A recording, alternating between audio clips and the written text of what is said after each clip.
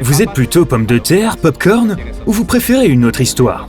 Peu importe, vous allez adorer cet endroit. Dans ce jardin si particulier des îles Canaries, rien n'est ce qu'il y paraît.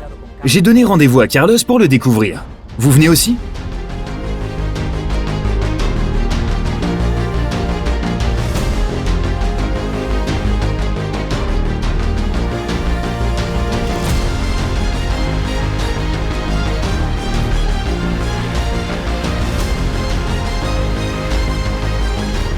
Cet endroit est si spécial que l'on peut y observer des plantes originaires de nombreux pays, comme de la Colombie, d'Argentine, d'Australie, des Philippines, de l'Inde, et bien plus encore.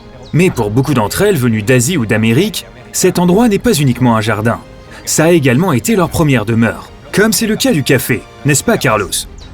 En effet.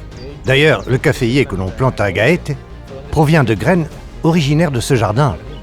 Cependant, d'autres produits comme les pommes de terre ou le maïs sont passés par là avant d'arriver en Europe. Ce qui n'est pas négligeable pour n'être que le deuxième plus vieux jardin botanique d'Espagne. C'est justement pour cela que c'est le deuxième. Au XVIIIe siècle, de nombreuses graines issues de différentes expéditions arrivaient à la cour d'Espagne. Beaucoup étaient d'origine tropicale et elles ne survivaient pas à la rigueur de l'hiver sur le continent.